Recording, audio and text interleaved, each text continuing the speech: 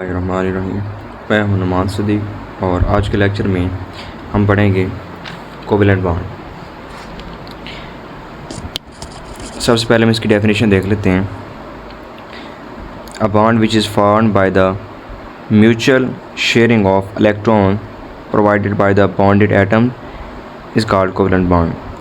अब ये ऐसा बॉन्ड होता है कि जिसमें दो एटम जो बॉन्ड बना रहे होते हैं, दोनों ही एटम इलेक्ट्रॉन को शेयर कर रहे होते हैं, यानी बॉन्डेड इलेक्ट्रॉन्स दोनों एटमों की तरफ से आ रहे होते हैं। लास्ट में जो हमने बॉन्ड डिस्कस किया था आयनिक बॉन्ड, तो उसमें ये था कि एक एटम इलेक्ट्रॉन को डोनेट कर रहा होता है, और लेकिन यहाँ पे कोवेलेंट बॉन्ड के केस में दोनों जो बॉन्डेड एटम है दोनों ही इलेक्ट्रॉन को डोनेट कर रहे होते हैं, यानी म्यूचुअल शेयरिंग हो रही होती है इलेक्ट्रॉन्स की। तो इस किस्म का जो बॉन्ड होगा वो कोवेलेंट बॉन्ड कहलाएगा। इसकी थोड़ी एक्सप्लेनेशन देख लेते हैं। The electron belonging to one atom will come under the influence of nucleus of other atom. अब होता ये है कि जब एक एटम का न्यूक्लियस होता है, वो दूसरे एटम के इलेक्ट्रॉन्स के ऊपर, जो आउटर मोस्ट इलेक्ट्रॉन्स होते हैं, उनको अट्रैक्ट कर होता है, और वो जो अट्रैक्शन होती है उसको फोर्स ऑफ अट्रैक्शन कहते हैं। This force of attraction will be responsible for lowering the energy. तो जब फोर्स ऑफ अट्रैक्शन लग रही होगी किसी भी एटम के अंदर इलेक्ट्रॉन्स के ऊपर, तो उनकी जो एनर्जी होगी वो लोअर हो जाएगी। The electron and nucleus of one atom will also repel the nucleus of other atom. तो एट द सेम टाइम क्या होगा कि वो इलेक्ट्रॉन और न्यूक्लियस जो होगा वो दूसरे एटम को दूसरे एटम के इलेक्ट्रॉन और न्यूक्लियस को रिपेल भी कर रहे होंगे, यानी फोर्स ऑफ अट्रैक्शन भी लग रही होगी और फोर्स ऑफ रिपल्शन भी लग रही होगी। रिपल्शन के नतीजे में क्या होता है कि the force of repulsion will increase the energy. Repulsion के नतीजे में जो एनर्जी होती है वो इंक्रीज़ कर जाती है, यानी बढ़ जाती है, और अट्रैक्शन के नतीजे में जो एनर्जी होती है वो कम होती है। When the force of attraction dominate the force of repulsion. अब बॉन्ड बनेगा किस तरह, यानी दोनों ही फोर्सेस तो लग रही हैं, फोर्स ऑफ अट्रैक्शन भी लग रही है, फोर्स ऑफ रिपल्शन भी लग रही है, तो बॉन्ड कब बनेगा? तो बॉन्ड उस वक्त बनेगा when the force of attraction dominate the force of repulsion, यानी जब अट्रैक्शन की फोर्सेस गालिब आ जाएंगी किसके ऊपर? फोर्स ऑफ रिपल्शन के ऊपर। The total energy will be minimum. तो उस वक्त जो एनर्जी होगी वो कम हो जाएगी, and a new bond is form called covalent bond. तो इस तरह से जो बॉन्ड बनेगा वो कोवेलेंट बॉन्ड कहलाएगा। अब आगे इसकी कुछ एग्जांपल देख लेते हैं।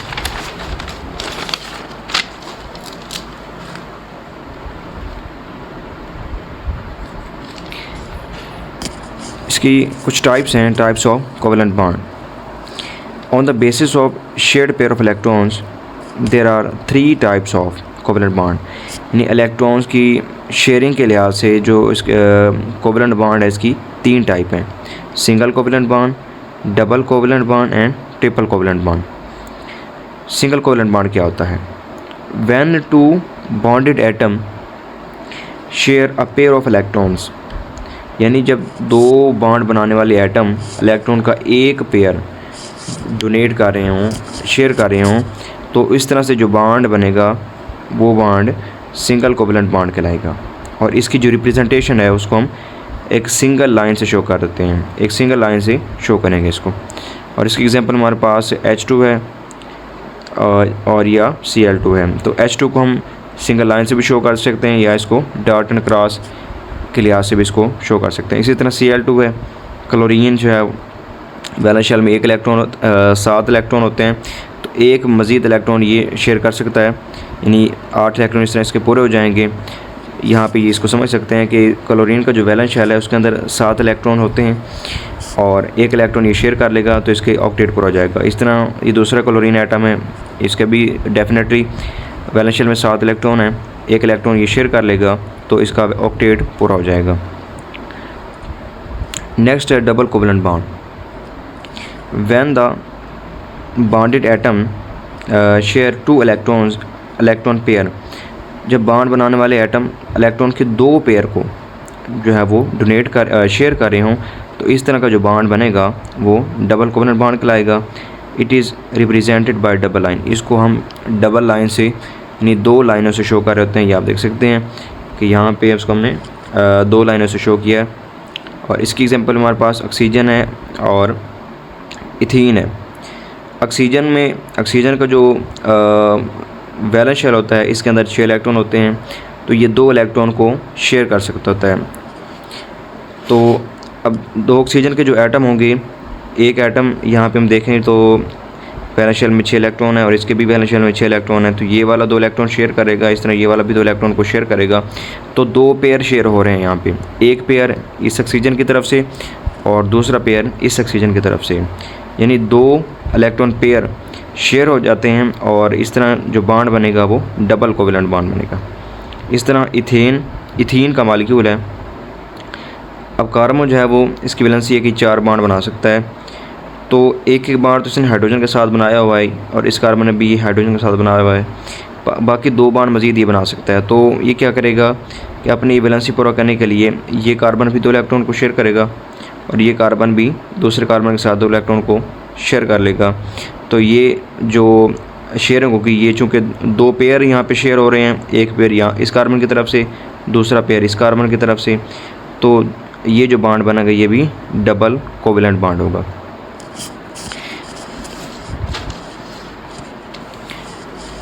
इसके बाद हमारे पास है triple covalent bond. When the bonded atom share 3 electron pair, जब बॉन्ड बनाने वाले एटम इलेक्ट्रॉन के 3 पेयर को 3 पेयर को जो है वो शेयर कर रहे होंगे, तो इस तरह का जो बॉन्ड बनेगा वो ट्रिपल कोवेलेंट बॉन्ड कहलाएगा। It is represented by triple line, इसको हम 3 लाइनों से शो कर रहे होते हैं। इसकी एग्जांपल हमारे पास N2 है। अब N2 का जो मॉलिक्यूल है, इसके अंदर नाइट्रोजन के मॉलिक्यूल में एटॉमिक नंबर इसका 7 है, वैलेंस शेल में इसके 5 इलेक्ट्रॉन हैं, तो ये 3 बॉन्ड 3 इलेक्ट्रॉन को शेयर कर सकता है। तो ये वाला नाइट्रोजन भी क्या करेगा, यहाँ पे 3 इलेक्ट्रॉन को शेयर करेगा और ये वाला नाइट्रोजन भी यहाँ पे 3 इलेक्ट्रॉन को शेयर करेगा, यानी 3 पेयर यहाँ पे शेयर हो रहे हैं। तो इस तरह का जो बॉन्ड बनेगा वो ट्रिपल कोवेलेंट बॉन्ड कहलाएगा। उसके बाद है कोवेलेंट कंपाउंड। कोवेलेंट कंपाउंड क्या होते हैं? अभी हमने कोवेलेंट बॉन्ड पढ़ा था, तो उससे आगे जो है वो कोवेलेंट कंपाउंड क्या होते हैं? द कंपाउंड विच है covalent bond are called covalent compound. अब ऐसे कंपाउंड जिनमें कोवेलेंट बॉन्ड होगा, वो वाले जो कंपाउंड होंगे वो कोवेलेंट कंपाउंड कहलाएंगे। इसकी एग्जांपल हमारे पास H2 है, CO2, CH4, C2H4, H2 water molecule हो गया, CO2 कार्बन डाइऑक्साइड है, CH4 मीथेन का मॉलिक्यूल है, C2H4 इथीन का मॉलिक्यूल है और ये मेथनॉल वगैरह। इनमें जो बॉन्ड होगा वो कोवेलेंट बॉन्ड होगा। थोड़ा सा इसको डायग्राम की मदद से देख लेते हैं। अब H2 का जो मॉलिक्यूल है,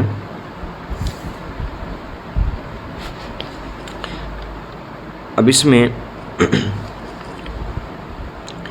एक एटम ऑक्सीजन का होगा और 2 एटम हाइड्रोजन के होंगे। ये ऑक्सीजन का एटम है और ये 2 हाइड्रोजन के एटम है। अब हाइड्रोजन का जो एटम है वो 1 इलेक्ट्रॉन को शेयर कर सकता है। ऑक्सीजन का जो एटम है इसके पास क्या है, 2 लोन पेयर हैं।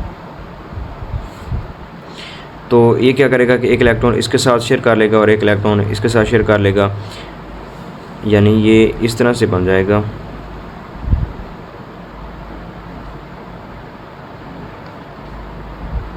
ये चीज़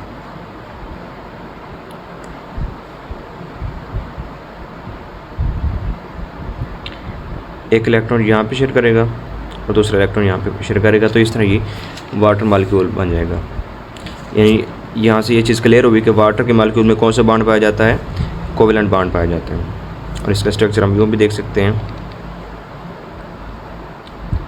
ऑक्सीजन के ऊपर पार्शियल नेगेटिव चार्ज होता है, हाइड्रोजन के ऊपर पार्शियल पॉजिटिव और यहाँ पे भी पार्शियल पॉजिटिव।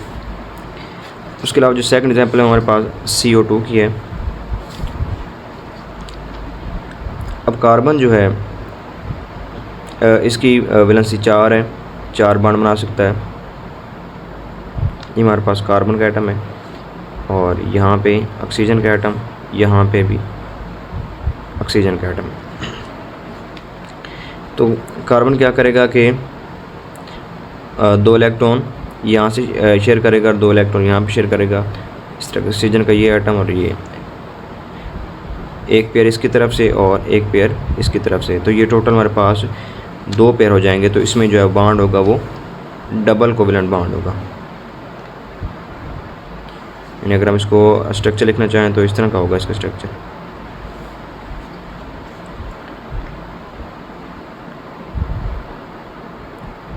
ये ऑक्सीजन एटम, ये भी ऑक्सीजन एटम है, दरमियान में कार्बन का एटम है।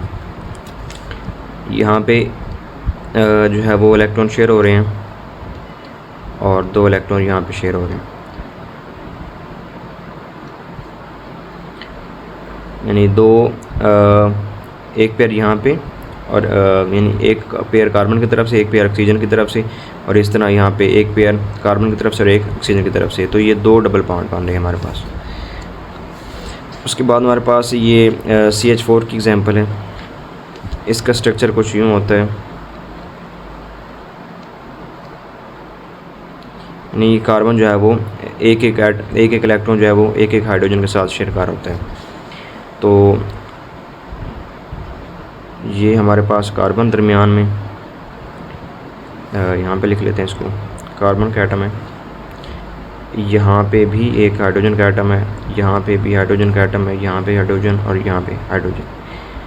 तो कार्बन क्या करेगा कि ये क्रॉस वाले कार्बन के इलेक्ट्रॉन हो जाएंगे और ये डॉट वाले हाइड्रोजन के इलेक्ट्रॉन।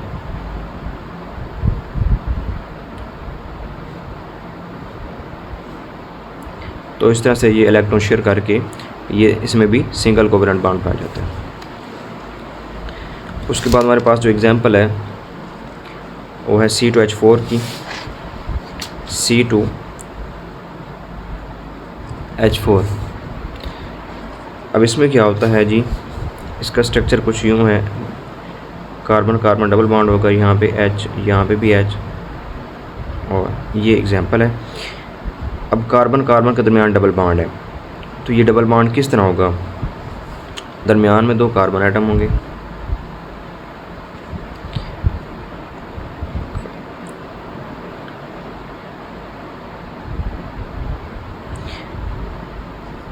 तो यहाँ पे एक पेयर, ये 2 पेयर, यानी इलेक्ट्रॉन के 2 pair, 2 pair of electron electrons जो है यहाँ पे शेयर हो रहे हैं। तो साथ में यहाँ पे एक हाइड्रोजन एटम है और यहाँ पे एक हाइड्रोजन, इस तरह इस कार्बन के साथ भी यहाँ पे एक हाइड्रोजन है। यहाँ पे एक इलेक्ट्रॉन शेयर हो रहा है,